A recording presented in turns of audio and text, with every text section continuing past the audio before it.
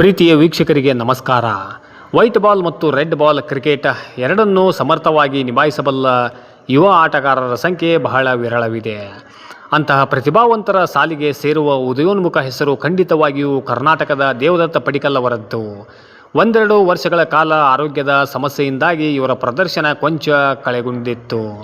ಕಳೆದ ಸೀಸನ್ನಲ್ಲಿ ಮತ್ತೆ royal Challengers Bengaluru ಸೇರಿಕೊಂಡ ಅವರು ಗಾಯಾಳುಗಳಾಗುವ ಮುನ್ನ ತಮಗೆ ನೀಡಿದ್ದ ಜವಾಬ್ದಾರಿಯನ್ನು ಬಹಳ ಅಚ್ಚುಕಟ್ಟಾಗಿ ನಿಭಾಯಿಸಿದ್ದರು. ಈ ಬಾರಿ RCBಯಲ್ಲಿರುವ ಏಕೈಕ ಕನ್ನಡಿಗರಾಗಿರುವ ಅವರಿಂದ ಬಹಳ ದೊಡ್ಡ ನಿರೀಕ್ಷೆಯೂ ಕೂಡ ಇತ್ತು. ಅದೇ ರೀತಿ ಈ ಬಾರಿ RCB ಕಪ್ಪನ್ನು ಕೂಡ ತನ್ನದಾಗಿಸಿಕೊಂಡಿದೆ. ಕಳೆದ ಕೆಲ ವರ್ಷಗಳಿಂದ ನಿರಂತರವಾಗಿ ಕೇಳಿ ಬರುತ್ತಿರುವ ಕರ್ನಾಟಕದ ಯುವ ಕ್ರಿಕೆಟಿಗರ ಹೆಸರುಗಳಲ್ಲಿ ಖಂಡಿತವಾಗಿಯೂ ದೇವದತ್ತ ಪಡಿಕ್ಕಲ್ ಮುಂಚೂಣಿಯಲ್ಲಿ ನಿಲ್ಲುತ್ತಾರೆ. ಇದಕ್ಕೆ ಕಾರಣ ಅವರು ತೋರಿರುವ ಸ್ಥಿರತೆ. ಇದೇ ಕಾರಣಕ್ಕಾಗಿ ಕಳೆದ ವರ್ಷ ಹರಾಜು ಪ್ರಕ್ರಿಯೆಯಲ್ಲಿ RCB ತನ್ನ ತೆಕ್ಕೆಗೆ ಇವರನ್ನು ಸೆಳೆದುಕೊಂಡಿತ್ತು. ಕೇರಳದ ಪಡಿಕ್ಕಲ್ನಲ್ಲಿ ಜುಲೈ 7, 2000ರಂದು ದೇವದತ್ತ ಪಡಿಕ್ಕಲ್ ಅವರು ಜನಿಸಿದರು. 2011ರವರೆಗೆ ಹೈದರಾಬಾದ್ನಲ್ಲಿ ಇದ್ದ ಅವರ ಹೆತ್ತವರು ಬಳಿಕ ಬೆಂಗಳೂರಿಗೆ ಸ್ಥಳಾಂತರವಾದರು. ಇದೇ ಸಂದರ್ಭದಲ್ಲಿ ದೇವದತ್ತ ಕ್ರಿಕೆಟ್ ಜರ್ನಿಯೂ ಕೂಡ ಆರಂಭವಾಯಿತು. ಚಿಕ್ಕ ವಯಸ್ಸಿನಲ್ಲೇ ಕ್ರಿಕೆಟ್ ಅಭ್ಯಾಸ ಪ್ರಾರಂಭಿಸಿದ 2014ರ ಬಳಿಕ ಕರ್ನಾಟಕ ಅಂಡರ್-16 ಮತ್ತು ಅಂಡರ್-19 ತಂಡಗಳಿಗೆ ಆಯ್ಕೆಯಾದರು. 2017ರ ಕರ್ನಾಟಕ ಪ್ರೀಮಿಯರ್ ಲೀಗ್ನಲ್ಲಿ ಅವರು ಬಳ್ಳಾರಿ ಟಸ್ಕರ್ಸ್ ತಂಡಕ್ಕೆ ಆಯ್ಕೆಯಾದರು. 2019ರಲ್ಲಿ RCBಗೆ ಸೇರ್ಪಡೆ. 2018ರಲ್ಲಿ ಅವರು ರಣಜಿ ತಂಡಕ್ಕೆ ಆಯ್ಕೆಯಾಗಿದ್ದ ಅವರನ್ನು 2020ರ ಹರಾಜು ಪ್ರಕ್ರಿಯೆಯಲ್ಲಿ ರಾಯಲ್ ಚಾಲೆಂಜರ್ಸ್ ಬೆಂಗಳೂರು ಫ್ರಾಂಚೈಸಿಯು ತನ್ನ ತಂಡಕ್ಕೆ ಖರೀದಿಸಿತು. ತಮ್ಮ ಮೇಲಿರಿಸಿದ್ದ ವಿಶ್ವಾಸವನ್ನು ಹುಸಿಗೊಳಿಸಿದ ಅವರು ಪ್ರಥಮ ಪಂದ್ಯದಲ್ಲೇ ಮಿಂಚಲು ಪ್ರಾರಂಭಿಸಿದರು. ನೆನಪಿಡಿ, IPL ಇತಿಹಾಸದಲ್ಲಿ ಪ್ರಥಮ 4 ಪಂದ್ಯಗಳಲ್ಲಿ 3 ಅರ್ಧಶತಕ ಗಳಿಸಿದ ಮೊದಲ ಬ್ಯಾಟರ್ ಎಂಬ ಗೌರವಕ್ಕೂ ಅವರು ಪಾತ್ರರಾದರು. ತಮ್ಮ ಮೊದಲ IPL ಋತುವಿನಲ್ಲಿ 31.53 ಸರಾಸರಿಯಲ್ಲಿ 473 ರನ್ನನ್ನು ಗಳಿಸಿದ. ಅದರಲ್ಲೂ ರಾಜಸ್ಥಾನ್ ರಾಯಲ್ಸ್ ವಿರುದ್ಧ 52 ಎಸೆತಗಳಲ್ಲಿ ಅವರು ಅಜೇಯ 101 ರನ್ ಗಳಿಸಿದ್ದು ಕ್ರಿಕೆಟ್ ವಿಶ್ವದ ಗಮನವನ್ನು ಸೆಳೆಯಿತು. ಆದರೆ ಯಾಕೋ ಗೊತ್ತಿಲ್ಲ, ಇಷ್ಟೆಲ್ಲ ಚೆನ್ನಾಗಿ ಆಡಿದ್ದರೂ 2022ರಲ್ಲಿ RCBಯು ದೇವದತ್ತ ಪಡಿಕ್ಕಲ್ ಅವರನ್ನು ಹರಾಜು ಪ್ರಕ್ರಿಯೆಗೂ ಬಿಡುಗಡೆ ಮಾಡಿತ್ತು. ಇದನ್ನೇ ಸರಿಯಾದ ಸಮಯ ಎಂದು ರಾಜಸ್ಥಾನ್ ರಾಯಲ್ಸ್ ತಂಡ ಅವರನ್ನು ಹರಾಜಿನಲ್ಲಿ ಖರೀದಿಸಿತ್ತು.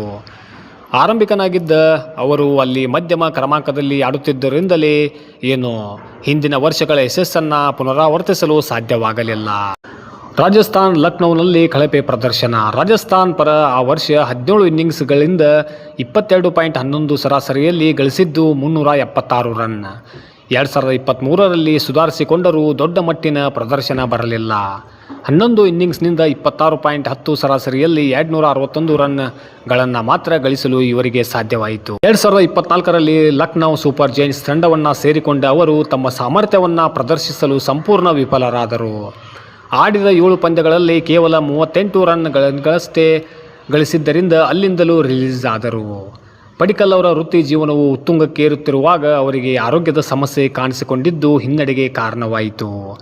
ತೀವ್ರವಾದ ಕರುಳಿನ ಸಮಸ್ಯೆಯು 2 ವರ್ಷಗಳ ಕಾಲ ಅವರ ಫಾರ್ಮ್ ಮತ್ತು ಫಿಟ್ನೆಸ್ ಮೇಲೆ ಪರಿಣಾಮ ಬೀರಿತ್ತು.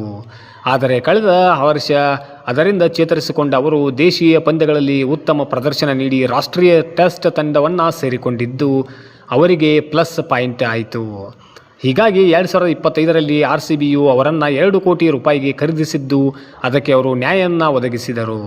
ಆಡಿದ 10 ಪಂದ್ಯಗಳಲ್ಲಿ 27.44 ಸರಾಸರಿಯಲ್ಲಿ 150 ಸ್ಟ್ರೈಕ್ ರೇಟ್ನಲ್ಲಿ 241 ರನ್ನನ್ನು ಇವರು 2025ರಲ್ಲಿ ಗಳಿಸಿದ್ದರು.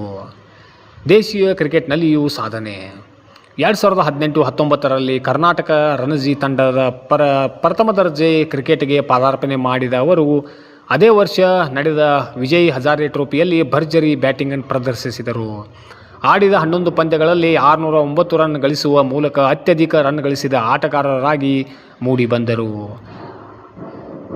ಸತತ 4 ಲಿಸ್ಟ್ ಎ ಶತಕಗಳನ್ನು ಗಳಿಸಿದ ಮೊದಲ ಭಾರತೀಯ ಬ್ಯಾಟ್ಸ್ಮನ್ ಎಂಬ ದಾಖಲೆಯನ್ನು ಕೂಡ ಇವರು ಬರೆದರು. ಇದರ ಪರಿಣಾಮವಾಗಿ 2019-20ರ ದೇವದರ್ ಟ್ರೋಫಿಯಲ್ ಜರ್ನಿಯಲ್ಲಿ ಭಾರತದ ಎ ತಂಡದಲ್ಲಿ ಸ್ಥಾನವನ್ನು ಕೂಡ ಪಡೆದರು. ಅಂತಾರಾಷ್ಟ್ರೀಯ ಸಾಧನೆ. 2021ರಲ್ಲೇ ದೇವದತ್ತ ಪಡಿಕ್ಕಲ್ ರಾಷ್ಟ್ರೀಯ ತಂಡವನ್ನು ಸೇರಿಕೊಂಡರೂ ಅವಕಾಶಗಳು ಸಿಕ್ಕಿದ್ದು ಮಾತ್ರ ಕಡಿಮೆ. ಭಾರತದ ಪರ ಆಡಿದ್ದು 2 ಟೆಸ್ಟ್ ಮತ್ತು 2 T20 ಪಂದ್ಯಗಳನ್ನು ಮಾತ್ರ. ಗಳಿಸಿದ್ದು ಒಟ್ಟಾರೆ 128 ರನ್ಗಳಷ್ಟೇ. ಕಳೆದ ವರ್ಷ ಬಾರ್ಡರ್ ಗವಾಸ್ಕರ್ ಟ್ರೋಫಿಗೆ ಆಯ್ಕೆಯಾದರೂ ಅವಕಾಶ ಒಂದೇ ಟೆಸ್ಟ್ ಪಂದ್ಯಕ್ಕೆ ಸೀಮಿತವಾಯಿತು. ಇನ್ನೊಂದು ಅವಕಾಶ ಸಿಕ್ಕರೂ ಅವರು ಭಾರತ ತಂಡಕ್ಕೆ ವೈಟ್ ಬಾಲ್ ಮತ್ತು ರೆಡ್ ಬಾಲ್ ಕ್ರಿಕೆಟ್ ಎರಡರಲ್ಲೂ ಅತ್ಯುತ್ತಮ ಆಸ್ತಿಯಾಗುವುದರಲ್ಲಿ ಯಾವುದೇ ಅನುಮಾನವಿಲ್ಲ.